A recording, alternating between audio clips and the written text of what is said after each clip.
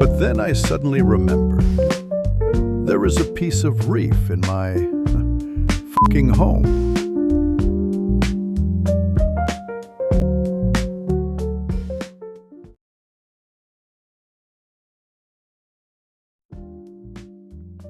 Cześć wszystkim, witajcie w akwarystyce po maćkowemu. W dzisiejszym odcinku chciałbym Wam zaprezentować kilka z moich ulubionych koralowców, pokazać jak fajnie się zmieniły przez czas od początku, gdy startowałem zbiornik do teraz. Jak wiecie z innych odcinków, moja droga była wyboista, trochę robieniem rzeczy w ciemno, ale jakby byłem stały w tym, że się uczyłem i rozkminiałem i chciałem analizować i rozumieć wszystko, co się dzieje w moim zbiorniku. Może to będzie motywujący odcinek dla kogoś, kto boryka się z problemami albo zastanawia się, czy wejść w to hobby, myśli, że to jest za droga zabawa. Ja chciałem przez ten filmik pokazać, że są koralowce i zwierzęta, które dużo zniosą i mogą dawać dużo radości. Nie musicie mieć ogromnego zbiornika wypełnionego SPS-ami czy sprzętu za dziesiątki tysięcy złotych, a wciąż jakby być w tym hobby i czerpać z niego pełnymi garściami. Także nie przedłużając, zaczynajmy. Dzięki.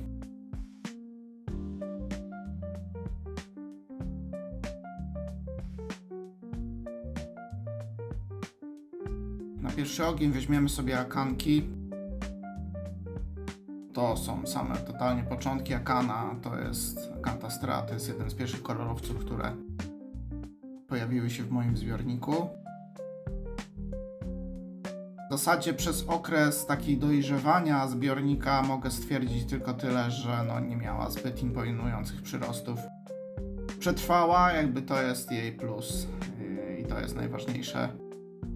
Jak widzicie, tutaj mijają kolejne miesiące. Wciąż jest jeden polip. Tutaj, już na tym etapie, to był taki okres, kiedy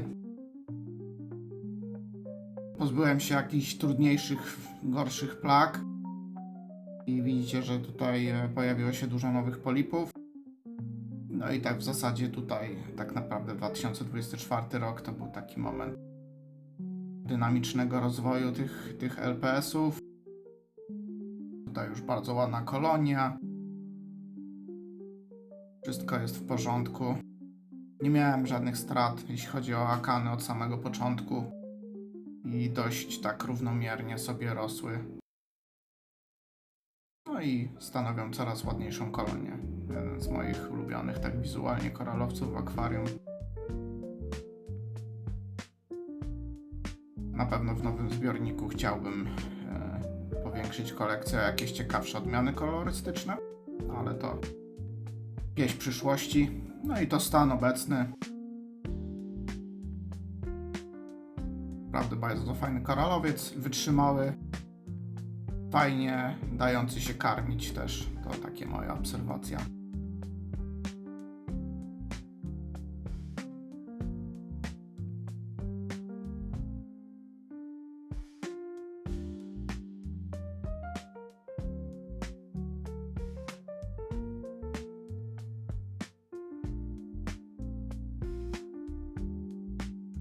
Tutaj bierzemy sobie też drugą akankę.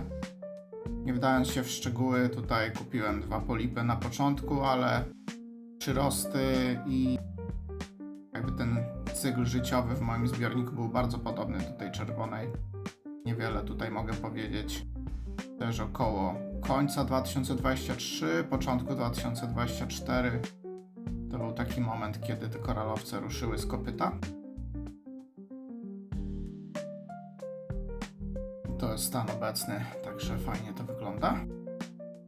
Co dalej? Discosoma, bardzo fajny koralowiec, aczkolwiek nie tak niewrażliwy jak myślałem na początku. Każdy mówił, że Discosoma to jeden z takich prostszych koralowców. Tutaj mamy cały czas jeden polip. Miałem też fioletowe i takie inne odmiany kolorystyczne, ale ten czerwony się uchował. I tutaj widzicie właśnie, że ta akanka mi się oderwała w tym momencie sama i przyczepiła właśnie na takim kamieniu, który mam z prawej strony, który jest całkowicie osobny.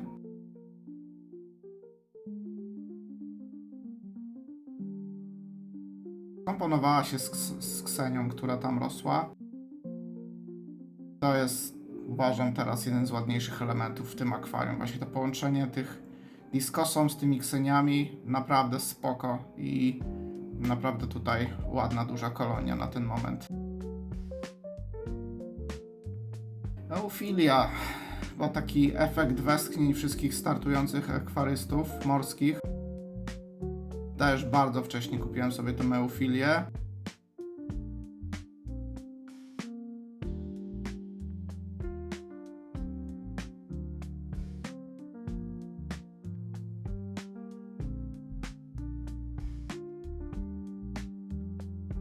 A ona sobie gdzieś tam trwała, żyła, ją też często przenosiłem. Starałem się, żeby miała zawsze jak najlepszy przepływ.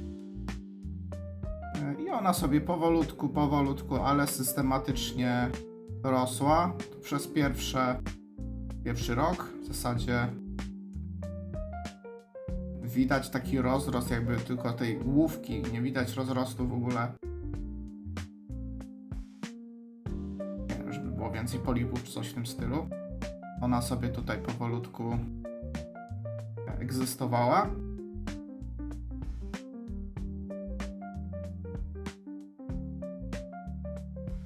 Skok troszkę większy, to jest początek zeszłego roku. No i tutaj już widać w zasadzie osobne polipy, osobne główki. I ona sobie tak tutaj w tym miejscu teraz egzystuje. I widzę, że nie ulega jakiemuś stresowi, chociaż weszła w jakąś toksyczną wojnę z kalustreą, ale to jest inna sprawa.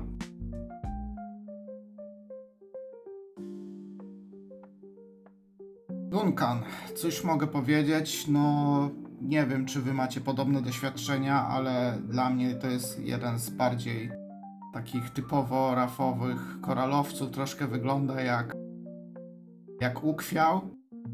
No i jak sobie zobaczycie potem na końcu, to jest koralowiec, który u mnie naprawdę dużo oddał i naprawdę stworzył piękną kolonię. Bardzo szybko zaczął się rozrastać też, jeśli chodzi o dodatkowe polipy. Właśnie tutaj trochę zestresowany chyba jest, ale widzicie, że tu już jest raz, dwa, trzy, cztery, pięć dodatkowych główek naokoło, oprócz tej na środku.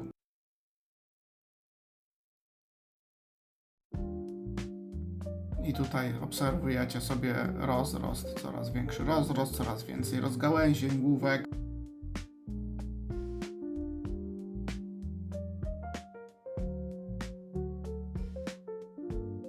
Możliwe, że jeśli chodzi o LPS-y, to jest chyba mój ulubiony koralowiec. Nie ma jakichś kolorów, ale przez to właśnie jak łatwo go było, że tak powiem, powiększyć i to, że on tak sobie właśnie przetrwał te moje błędy początkowe. Widzicie z nagrania na nagraniu coraz więcej polipów.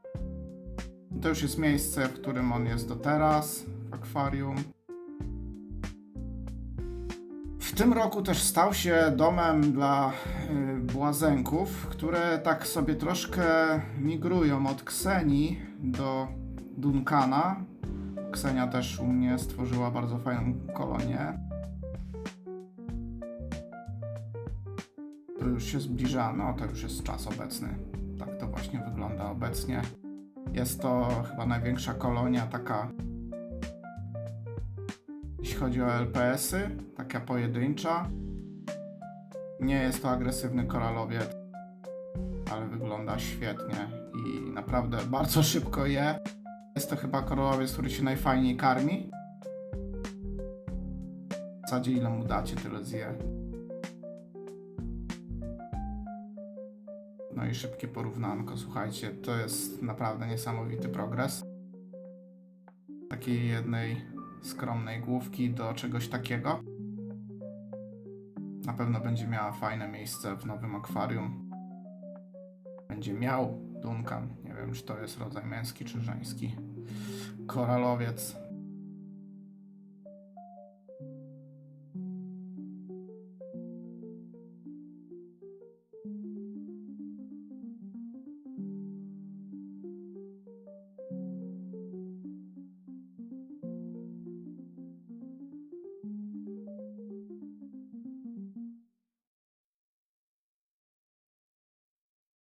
Tutaj mamy Ksenię, która miała dość wyboistą przeszłość u mnie.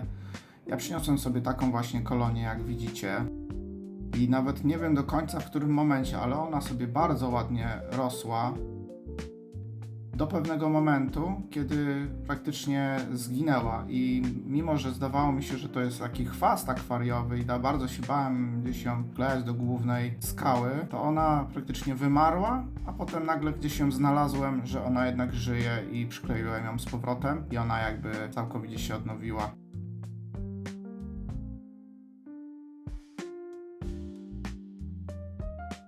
Echinofilia, kurczę. To jest taki trochę przypadek jak z Duncanem. Bardzo malutki fragment koralowca, który od samego początku rósł w zasadzie bez jakichś wielkich problemów. Cały czas był w tym samym miejscu.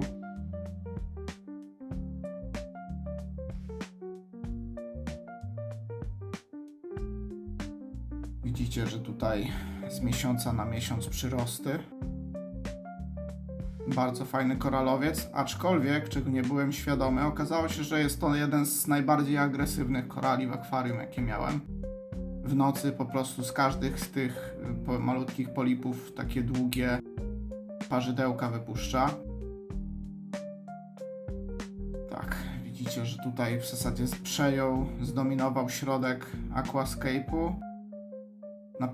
Naprawdę fajny koralowiec, kurde. Taki bardzo rafowy look robi, naturalny. Ale jak się przekonacie na końcu, też wydaje mi się, że wiem, ale na 100% nie wiem dlaczego. Cała ta kolonia mi zginęła, niestety. Taki lekki smuteczek. Ale właśnie dlatego, że był taki fajny wzrost i w sacie mam tutaj dalej pozostałość po nim, którą chcę wykorzystać jako miejsce do przytwierdzenia nowych korali. Może też jakiś chalice, jakaś inna odmiana, zobaczymy.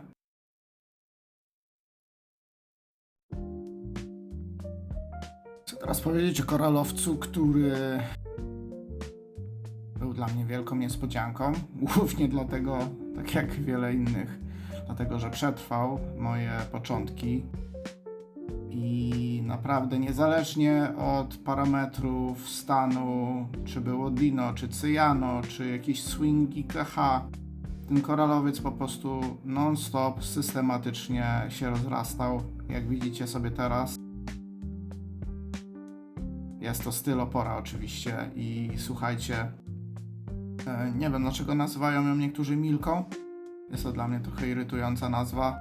Natomiast zobaczcie, ten SPS-ik tutaj dominuje bardzo fajnie. Środek akwarium, środek aquascape'u. Cały czas systematyczne przyrosty, zero strat. Nie pamiętam, żeby tu były jakieś większe stresy, czasem trochę bardziej schowane polipy, ale nigdy nic mi tutaj nie obumarło.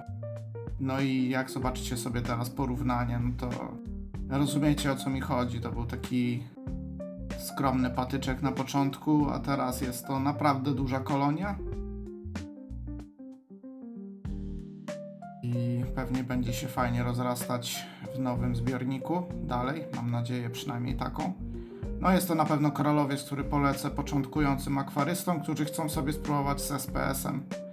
Nie polecam akropor, ale styloporę jak najbardziej. Słuchajcie, przejdziemy sobie jeszcze przez kilka koralowców w troszkę szybszym tempie, dlatego że nie miałem też materiałów tak dobrze skatalogowanych, które mogę ułożyć w jakąś fajną chronologię, w której zobaczycie jakby konkretnie ten postęp, dlatego teraz troszeczkę szybciej.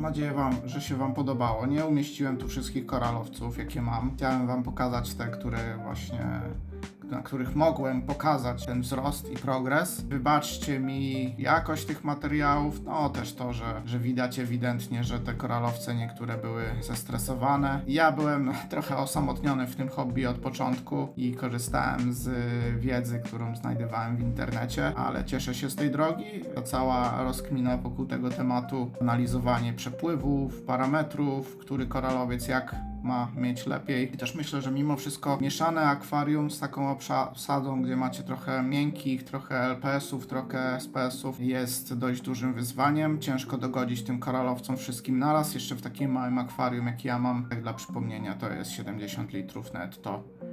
No i słuchajcie, nie przedłużając więcej, do zobaczenia w innych odcinkach. Cześć!